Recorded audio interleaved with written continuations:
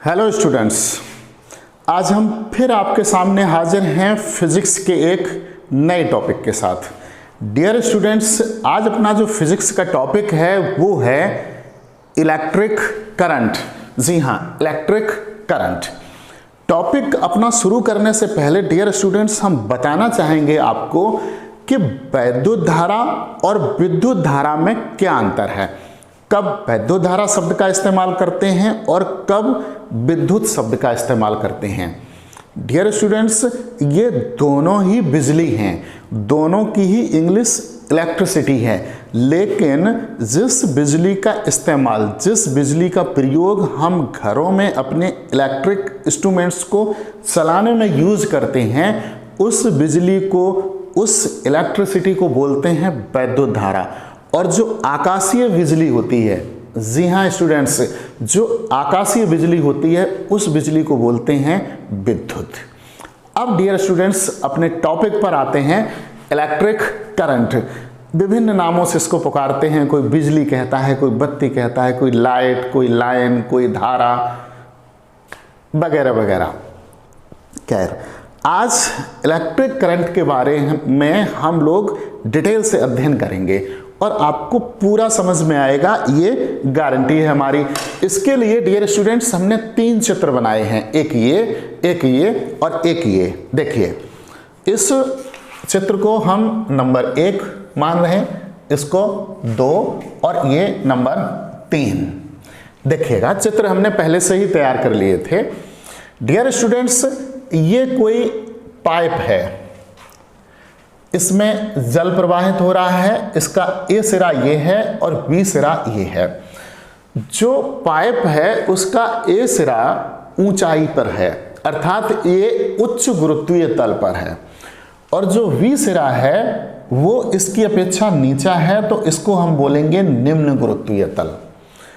ऐसी स्थिति में जो जल प्रवाहित होगा वो ए सिरे से बी सिरे की ओर प्रवाहित होगा, क्योंकि ए सिरा जो है वो उच्च गुरुत्वीय तल पर है और बी सिरा जो है वो निम्न गुरुत्वीय तल पर है, यानी कि ए सिरा ऊंचा है, बी सिरा नीचा है। तो जो जल प्रवाहित होगा वो ए सिरे से बी सिरे की ओर प्रवाहित होगा। इस चित्र में फिलहाल इतना ही समझिए। अब देखिएगा दूसरे वाले चित्र में। दूसरे वाले चित्र में डियर स्टूडेंट्स 2 वस्तुएं हैं, वस्तु ए और वस्तु बी। जो वस्तु ए है उसका जो टेम्परेचर है वो है 1000 डिग्री सेल्सियस, यानी कि 1000 डिग्री सेल्सियस, और जो वस्तु बी है उसका टेम्परेचर है 200 डिग्री सेल्सियस। अब इन दोनों वस्तुओं को, जी हाँ स्टूडेंट्स, ए वस्तु को और बी वस्तु को, ए वस्तु का टेम्परेचर 1000 डिग्री सेल्सियस, बी वस्तु का टेम्परेचर मात्र 200 डिग्री सेल्सियस है, और दोनों को सटा के रख दिया गया है। ऐसी स्थिति में ए वस्तु का जिसका टेम्परेचर ज़्यादा है, 1000 डिग्री सेल्सियस है, उससे ऊर्जा किस में आएगी? 200 डिग्री सेल्सियस वाली वस्तु में। और जब ऊर्जा तापांतर के कारण एक वस्तु से दूसरी वस्तु में जाती है उसको बोलते हैं हम हीट, यानी कि ऊष्मा।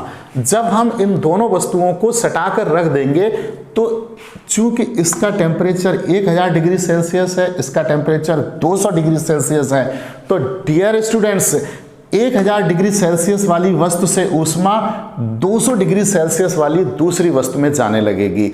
जिस तरीके से पहले वाले चित्र में ए सिरे का तल ऊंचा था, बी सिरे का तल नीचा था, तो ए सिरे से बी सिरे की ओर जल प्रवाहित हो रहा था। ठीक इसी तरीके से दूसरे वाले चित्र में ए वस्तु से बी वस्तु की ओर ऊष्मा प्रवाहित होगी। क्यों प्रवाहित होगी? क्योंकि इसका टेम्परेचर अधिक है, इसका टेम्परेचर कम है। ठीक इसी तरीके से अब तीसरे चित्र की बात करते हैं। ये अपने काम की बात है इस चित्र में। इसमें डियर स्टूडेंट्स 2 वस्तुएं हैं, एक चालक वस्तु ए है और दूसरी चालक वस्तु है बी।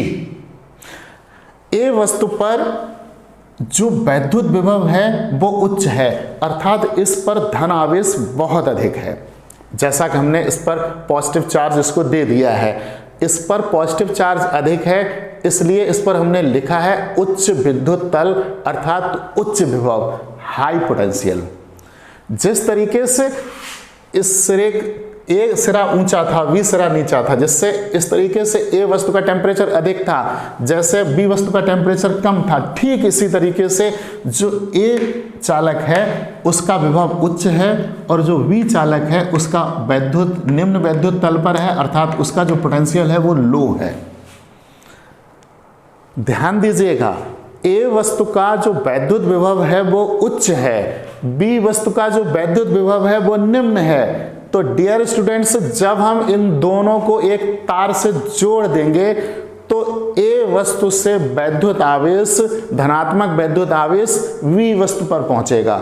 ठीक उसी तरीके से जैसे ए सिरे से बी सिरे की ओर जल प्रवाहित होता है, ए वस्तु से बी वस्तु की ओर ऊष्मा प्रवाहित होती है, उसी तरीके से ए वस्तु से ताप, ए वस्तु से चार्ज बी वस्तु की ओर जाएगा। केवल अभी हमने इतना बताया है कि ए से बी की ओर जाएगा। क्यों जाएगा? क्योंकि इस पर विभव उच्च है और इस पर विभव निम्न है। इस पर धन आवेश, विभव को धन आवेश से ही मापा जाता है। अगर किसी से वस्तु के बारे में ये कहा जाए कि इसका विभव उच्च है, इसका मतलब उस पर धनावेश की मात्रा अधिक है। ये कहा जाए कि इस पर वैद्युत विभव कम है, इसका मतलब उस पर जो धनावेश है वो कम है। तो डियर स्टूडेंट्स, इससे जो धन आवेश है वो निम्न विभव की ओर जाएगा, अर्थात आवेश का जो प्रवाह होगा वो ए से बी की ओर होगा। जिस तरीके से यहाँ ऊष्मा का प्रवाह ए से बी की ओर होता था, जिस तरीके से यहाँ जल का प्रवाह ए से बी की ओर होता था। डियर स्टूडेंट्स, जिस तरीके से पहले वाले चित्र में जो जल प्रवाहित होगा वो ए सिरे से बी सिरे की ओर प्रवाहित होगा। जल के प्रवाह को बोलते हैं जल धारा, जल के प्रवाह को बोलते हैं जल धारा। ठीक उसी तरीके से ए वस्तु से बी वस्तु में जो ऊष्मा प्रवाहित होगी उस ऊष्मा के प्रवाह को बोलेंगे ऊष्मीय धारा। ठीक इसी तरीके से अब अपने काम की बात, ए वस्तु से जो बी वस्तु में जो वैद्युत आवेश प्रवाहित होगा, जो पॉजिटिव चार्ज फ्लो होगा, उस फ्लो को बोलेंगे वैद्युत धारा। फिर एक बात समझिए, जिस तरीके से जल के प्रवाह को बोलते हैं जल धारा, ऊष्मा के प्रवाह को बोलते हैं ऊष्मीय धारा, ठीक उसी तरीके से वैद्युत आवेश के प्रवाह को बोलेंगे वैद्युत धारा। और वैद्युत आवेश प्रवाह किधर से किधर होगा? ए वस्तु से बी वस्तु की ओर। डियर स्टूडेंट्स, तीसरी खास बात, पहले वाले चित्र में देखिए, ए वस्तु से वी एस मतलब ए टर्मिनल से वी टर्मिनल की ओर जो जल प्रवाहित होगा उसको हम बोलेंगे जल धारा। लेकिन जल प्रवाहित आखिरकार कब तक होगा? जल प्रवाहित डियर स्टूडेंट्स तभी तक होगा जब तक इसके गुरुत्वीय तलों में अंतर होगा, यानी कि ये तल ऊंचा होगा और ये तल नीचा होगा, अर्थात इनमें दाबांतर होगा, दाब में अंतर होगा। तभी तक अगर हम दोनों सिरे बराबर कर दें तो जल ना इधर प्रवाहित होगा ना इधर प्रवाहित होगा। उसके लिए आवश्यक है कि दाबांतर होना चाहिए, अर्थात गुरुत्वीय तलों में अंतर होना चाहिए। दूसरा देखिएगा, यहां पर यहां इस वस्तु से बी वस्तु की ओर ऊष्मा जा रही है, जो ऊष्मा का प्रवाह है उसको हमने बोल दिया ऊष्मीय धारा। लेकिन ये जाएगी कब तक? जब तक तापांतर है, ताप में अंतर है। इसका 1000 डिग्री सेल्सियस है, ये 200 डिग्री सेल्सियस है, दोनों एक ही पदार्थ की वस्तुएं बनी हैं, दोनों बराबर हैं। तो दोनों का टेम्परेचर डियर स्टूडेंट्स जब 600 हो जाएगा, 1000 और 200 1200, 2 का भाग देंगे 600, दोनों का जब 600 हो जाएगा तो ऊष्मा का प्रवाह बंद हो जाएगा। कहने का मतलब ये है कि ऊष्मीय धारा तभी तक प्रवाहित होगी जब तक तापांतर है, यानी कि ताप में अंतर है। ठीक इसी तरीके से यहां पर भी डियर स्टूडेंट्स वैद्युत धारा तभी तक प्रवाहित होगी जब तक विभवांतर है, पोटेंशियल डिफरेंस है, जब तक ए वस्तु का विभव अधिक है और बी वस्तु का विभव कम है, तभी तक इसका विभव अधिक है, इसका विभव कम है, इसका मतलब विभव में अंतर है, जिसको हम बोलते हैं विभवांतर। तभी तक ए वस्तु से जो वैद्युत आवेश होगा वो बी वस्तु पर जाएगा और वैद्युत आवेश के फ्लो को ही बोलते हैं वैद्युत धारा। जी हाँ, वैद्युत आवेश के फ्लो को, आवेश या इस तरीके से हम इसको कह सकते हैं कि वैद्युत आवेश के प्रवाह की दर को हम वैद्युत धारा बोलते हैं। आवेश, वैद्युत धारा अपने आप में डियर स्टूडेंट्स कुछ है ही नहीं। वैद्युत धारा प्रवाह, जैसे हम लोग कहते हैं बिजली आ गई, बिजली आ गई का मतलब चार्ज का फ्लो जो है वो आरंभ हो गया। बिजली चली गई, चार्ज का फ्लो खत्म हो गया। बिजली न आई न गई, वो इलेक्ट्रॉन्स का जो फ्लो है, जो चार्ज का फ्लो है, उसको डियर स्टूडेंट्स हम लोग बोलते रहते हैं बिजली का आना या बिजली जाना। बिजली आ गई यानी कि आवेश, चार्ज का फ्लो शुरू हो गया, चार्ज आवेश का बहना शुरू हो गया। बिजली चली गई, आवेश का बहना बंद हो गया, फिर बिजली आ गई, आवेश का फ्लो फिर शुरू हो गया। ये स्थिति होती है। अब देखिए डियर स्टूडेंट्स, यहाँ पर आ गए तो हम आपको एक बात और बताएं। जो हम लोग कहते रहते हैं कि जैसे अभी अभी हमने कहा कि बिजली कुछ नहीं है, वो केवल आवेश का प्रवाह है, चार्ज का फ्लो है। तो जब बिजली आती है तो क्या पावर हाउस से इलेक्ट्रॉन हमारे घर पे आते हैं? जब बिजली आती है तब वहां से चलना प्रारंभ होते हैं और फिर घूम घाम के हमारे पूरे घर में से, सब पूरे घर से होते हुए निकल लेते हैं। डियर स्टूडेंट्स, होता क्या है, जैसे थोड़ा सा हम लोग अपने उद्देश्य से साइड हो रहे हैं, लेकिन काम की चीज है, रिलेटेड है। जैसे हम एक चित्र बना रहे हैं इस तरीके से। अब आप देखिएगा कि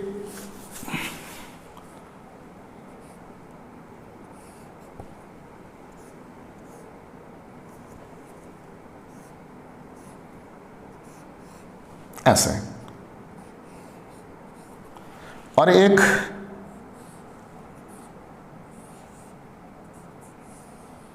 इस तरीके से हमने चित्र बना दिया।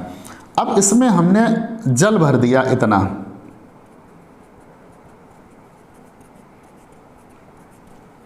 इसके लेवल पे यहां तक डियर स्टूडेंट्स जल भरा होगा। ऐसे थोड़ा और ऊंचा कर सकते हैं, यानी कि ये लेवल और ये लेवल बिल्कुल बराबर है। जल भरा हुआ है, पहले से भरा है, ना इधर जा रहा है ना इधर जा रहा। अब अगर हम एक बाल्टी पानी यहां डाल दें तो यहां से पानी निकलेगा, वो कौन सा पानी निकलेगा? जो इसमें भरा है वो पहले निकलेगा या ये वाला पहले निकलेगा जाके? डियर स्टूडेंट्स, जो भरा है ये पहले निकलेगा। ठीक इसी तरीके से जब बिजली आती है तो विभवांतर स्थापित किया जाता है, जिसकी वजह से इलेक्ट्रॉन्स अनुगमन वेग से चलने लगते हैं। और जो वायरिंग होती है वो ऑलरेडी कॉपर की या किसी ऐसे चालक पदार्थ की होती है। एल्युमिनियम है, कॉपर है, मोस्टली यही होते हैं। सबसे अच्छा चालक हमारा सिल्वर है, दूसरे नंबर पे कॉपर, तीसरे नंबर पे गोल्ड। तो सिल्वर और गोल्ड के तो तार बनने से रहे, हम लोग किसका प्रयोग करते हैं? मोस्टली कॉपर का और एल्युमिनियम का। तो उसमें मुक्त इलेक्ट्रॉन्स होते ही हैं, फ्री इलेक्ट्रॉन्स, तो वो आगे वाले आगे बढ़ना आरंभ कर देते हैं। वैसे डियर स्टूडेंट्स, बात हालांकि हम सोचते थे कि इसको किसी दिन और डिस्कस करेंगे। जब इलेक्ट्रॉन्स एक तार से आते हैं और पूरे घर में घूम के दूसरे तार से निकल जाते हैं, फिर बिजली का बिल क्यों लगता है हम लोगों पे? क्यों पैसे लिए जाते हैं? कोई इलेक्ट्रॉन्स हम लोग कैप्चर तो कर नहीं लेते, पकड़ तो लेते नहीं हैं। डियर स्टूडेंट्स, इससे होता क्या है कि विभवांतर कम हो जाता है, अर्थात जो वोल्टेज है वो कम हो जाता है। जितना ज़्यादा हम उपयोग करेंगे विद्युत धारा, इलेक्ट्रिक का जितनी शक्ति का हम यूज़ करते हैं, उससे वोल्टेज डाउन हो जाता है, उसका पैसा लगता है। अब अपने टॉपिक पे आते हैं, फिर किसी दिन इसको डिस्कस करते हैं। डियर स्टूडेंट्स, जिस तरीके से वस्तु ए और ये वस्तु बी, इसका वैद्युत विभव उच्च, इसका वैद्युत विभव निम्न, तो जो वैद्युत, इसको अगर हम किसी तार से जोड़ दें तो ए वस्तु से जो धन आवेश होगा वो बी वस्तु पर जाएगा। क्यों जाएगा? क्योंकि इसका विभव पोटेंशियल हाई है और इसका पोटेंशियल लो है। तो जिस तरीके से यहाँ पर ऊष्मीय ऊर्जा इधर को जा रही थी, ठीक उसी तरीके से यहाँ से वैद्युत आवेश बी वस्तु पे जाएगा और वैद्युत आवेश के प्रवाह को बोलते हैं वैद्युत धारा। जिस तरीके से यहाँ ऊष्मा जाने के लिए तापांतर जरूरी था, यहाँ दाबांतर जरूरी था, ठीक उसी तरीके से यहाँ वैद्युत आवेश ए वस्तु से बी वस्तु पे जाने के लिए क्या जरूरी है? विभवांतर, यानी कि पोटेंशियल डिफरेंस। डियर स्टूडेंट्स, इस तरीके से किसी वैद्युत चालक के अनुप्रस्थ परिच्छेद क्षेत्रफल से, यानी कि क्रॉस सेक्शन एरिया से, यदि Q कूलाम आवेश t सेकंड में प्रवाहित हो तो वैद्युत धारा को हम लोग लिख लेते हैं I बराबर Q अपॉन T। जी हाँ, I बराबर Q अपॉन T। I धारा, Q चार्ज और T है हमारा टाइम। डियर स्टूडेंट्स, जो वैद्युत धारा है SI यानी कि सिस्टम ऑफ इंटरनेशनल, SI पद्धति में उसको मूल राशि माना गया है, यानी कि फंडामेंटल क्वांटिटीज। और इसका जो मात्रक होता है वो होता है कूलाम प्रति सेकंड। इसका एक अन्य मात्रक भी है, वो है ampere, A ampere, a symbol है इसका। डियर स्टूडेंट्स, इससे हम एक बात लिख सकते हैं कि यदि किसी चालक तार के अनुप्रस्थ परिच्छेद से एक सेकंड में एक कूलाम आवेश प्रवाहित हो, जी हाँ, एक सेकंड में यदि एक कूलाम आवेश प्रवाहित हो तो डियर स्टूडेंट्स I बराबर हो जाएगा 1 कूलाम प्रति सेकंड। और ये किसके बराबर होगा? 1 एम्पियर। ऐसे लिख सकते हैं या ऐसे लिख सकते हैं। लेकिन एक बात हम आपको बताएं कि जो ये 1 कूलाम आवेश होता है, 1 कूलाम आवेश में यदि हम इलेक्ट्रॉनों की संख्या निकालें तो 1 कूलाम आवेश में जो इलेक्ट्रॉनों की संख्या निकलती है वो निकलती है 6.25 इंटू 10 की पावर 18 इलेक्ट्रॉन। इसका मतलब ये हुआ कि 1 एम्पियर वह वैद्युत धारा है जब किसी चालक के अनुप्रस्थ परिच्छेद से 1 सेकंड में 6.25 इंटू 10 की पावर 18 इलेक्ट्रॉन गुजरे। फिर एक बार समझिए, कहीं पर 1 एम्पियर विद्युत धारा प्रवाहित हो रही तो इसको हम इस तरीके से कह सकते हैं कि यहाँ पर 1 सेकंड में 1 कूलाम आवेश प्रवाहित हो रहा है।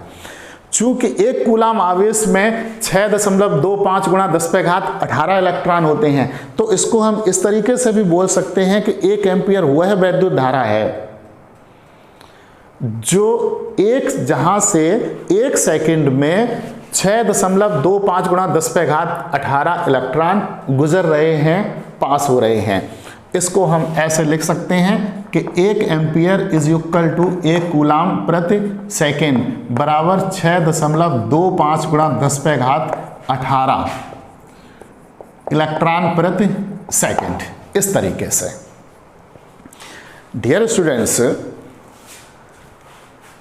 अब हमने आपको बताया विद्युत धारा। विद्युत धारा के बारे में एक कंफ्यूजन रहता है कि आखिर विद्युत धारा की दिशा क्या है, इलेक्ट्रिक करंट की दिशा क्या है। डियर स्टूडेंट्स, जो विद्युत धारा होती है वो द्रवों में, जी हाँ लिक्विड्स में, धनायनों और ऋण आयनों दोनों की वजह से प्रवाहित होती है। ध्यान दीजिएगा, वैद्युत धारा द्रवों में जैसे कि जल, इसमें विद्युत धारा धनायन और ऋणायन दोनों की वजह से प्रवाहित होती है। इसमें जो धनायन होते हैं वो ऋण प्लेट की ओर गति करते हैं, जो ऋणायन होते हैं वो धन प्लेट की ओर गति करते हैं। और जो धातुएं हैं, धातुओं में जो विद्युत धारा का प्रवाह होता है वो होता है मुक्त इलेक्ट्रॉनों की वजह से।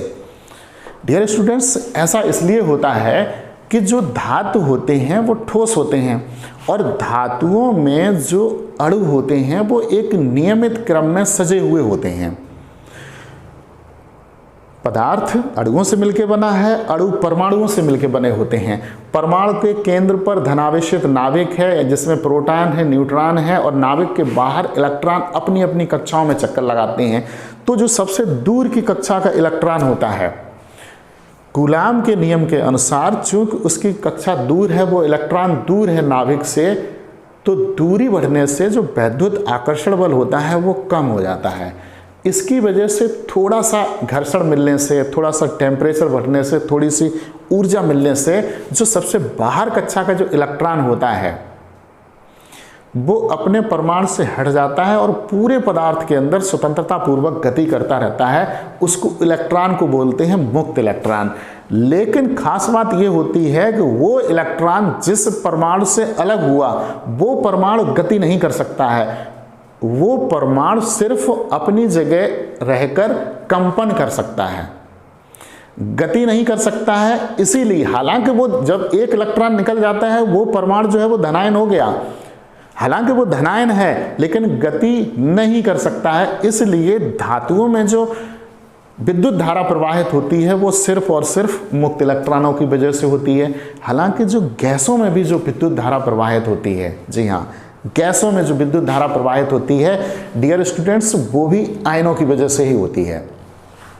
डियर स्टूडेंट्स, चूंकि ध्यान दीजिए, रटने की इसमें कोई ज़रूरत नहीं, आप बस इमेजिनेशन थोड़ा सा कीजिए, सब समझ जाएंगे। हम डिस्कस करना चाहते हैं वैद्युत धारा की दिशा। अब जरा देखिए, यहाँ पे एक बात देखो, जल के धारा की दिशा क्या थी? उच्च तल से निम्न तल की ओर। यहाँ पर ऊष्मीय धारा की दिशा क्या है? उच्च टेम्परेचर वाली वस्तु से निम्न टेम्परेचर वाली वस्तु की ओर। यहाँ पर विद्युत धारा की दिशा क्या होगी? उच्च विभव वाले चालक से निम्न विभव वाले चालक की ओर। मतलब जो धन आवेश है इसका किधर जाएगा?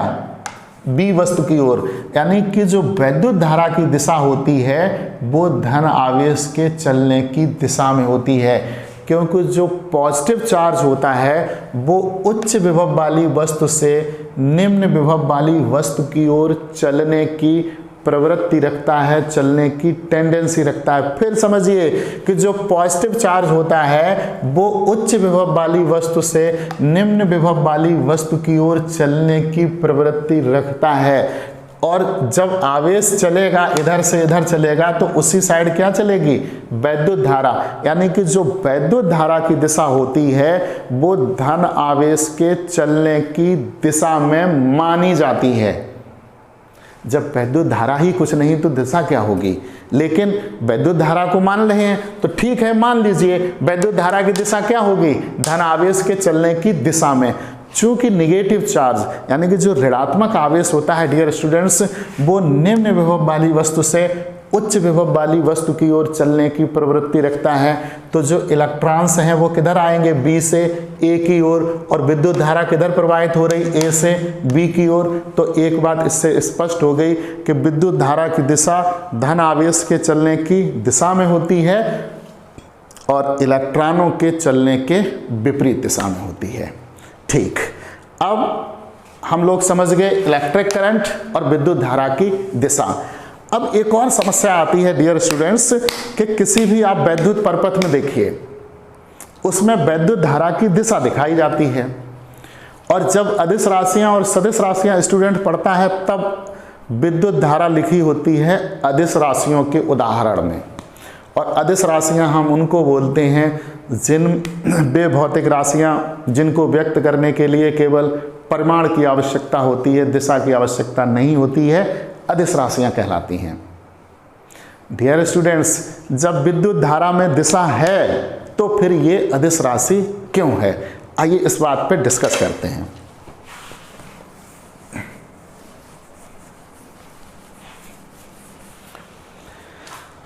इस तरीके से समझते हैं, जैसे एक तार ये आया है और दूसरा तार ये है।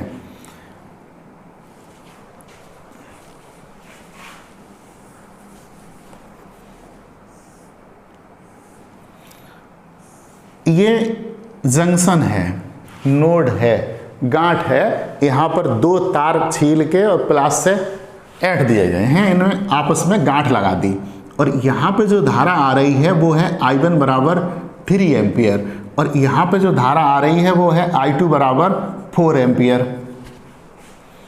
तो डियर स्टूडेंट्स, यहाँ पर धारा कितनी होगी, I बराबर, वो होगी I1 प्लस I2, यानी कि 3 एम्पियर प्लस 4 एम्पियर, यानी कि 7 एम्पियर। यही प्रैक्टिकली है, ऐसा ही होता है। अब देखिए, इधर से 3 एम्पियर आ रही, इधर से 4 एम्पियर, और यहां पर कितने एम्पियर हो गई, 7 एम्पियर। मतलब सीधा सा है कि वैद्युत धारा अगर सदिश राशि होती तो सदिश योग का पालन करती, वेक्टर योग का पालन करती, जबकि किसी संधि पर, किसी गांठ पर, किसी नोड पर, किसी जोड़ पर वैद्युत धारा अदिश योग का पालन करती है। जी हाँ, बीजगणितीय योग का पालन करती है। ये एल्जेब्रिक है, बीजगणितीय योग है। 3 एम्पियर, 4 एम्पियर, यहां पर कितना हो गया, 7 एम्पियर। एक बात और हम आपको बताएं डियर स्टूडेंट्स, अगर वैद्युत धारा सदिश राशि होती, चूंकि सदिश योग वेक्टरों के बीच बनने वाले कोण पर भी निर्भर करता है। अगर हम इसमें 2 तार इस तरीके से ले लें, ऐसे घुमाते हुए जोड़ दिए और दूसरा ऐसा घुमाते हुए हमने जोड़ दिया, कोई कोण समझे में नहीं आ रहा, एक तरफ से 3 एम्पियर, दूसरी तरफ से 4 एम्पियर, तब भी तो यहाँ पर ये भी हमने ऐसे ऐसे कर लिया तो भी तो यहाँ पे 7 एम्पियर हो जाएगा। मतलब ये कि जो वैद्युत धारा है इसमें दिशा तो है, दिशा होते हुए भी ये सदिश योग का पालन नहीं करती। और सदिश योग के साथ साथ अगर मान लीजिए सदिश योग का पालन करती तो 2 वेक्टरों के बीच बनने वाले कोण पर भी सदिश योग निर्भर करता। मान लो कि चलो एक बार को अगर ये सदिश योग का पालन करती तो ये 90 डिग्री है मान लीजिए, तो यहाँ पे ये कितना हो जाता, √3 स्क्वायर प्लस 4 स्क्वायर, यानी कि √9 प्लस 16 यानी कि 5 एम्पियर। जबकि ये कैसा है, गलत होता कितना है, 7 एम्पियर। तो इससे इस बात की पुष्टि होती है कि वैद्युत धारा अदिश राशि है। जी हाँ, डीसी परिपथ में वैद्युत धारा की दिशा को हम दिखाते हैं, और दिशा है फिर भी इसको सदिश राशि इसीलिए नहीं मानते हैं कि किसी भी संधि पर वैद्युत धारा का जो योग होता है वो बीजगणितीय योग होता है, सदिश योग नहीं होता है, वेक्टर योग नहीं होता है। यदि वेक्टर योग होता भी तो वेक्टर योग वेक्टरों के बीच बनने वाले कोण पर भी निर्भर करता है, जबकि यहाँ पर जो परिणामी विद्युत धारा है वो I1 और I2 के बीच बनने वाले कोण पर निर्भर नहीं करती है। इसीलिए डियर स्टूडेंट्स, वैद्युत धारा जो है वो अदिश राशि है। डियर स्टूडेंट्स, हमारे YouTube चैनल को देखते रहिएगा, सब्सक्राइब कीजिए, लाइक कीजिए, कमेंट्स कीजिए। स्वीकार हैं आपके सारे सजेशन, आपके कमेंट्स। Thank you.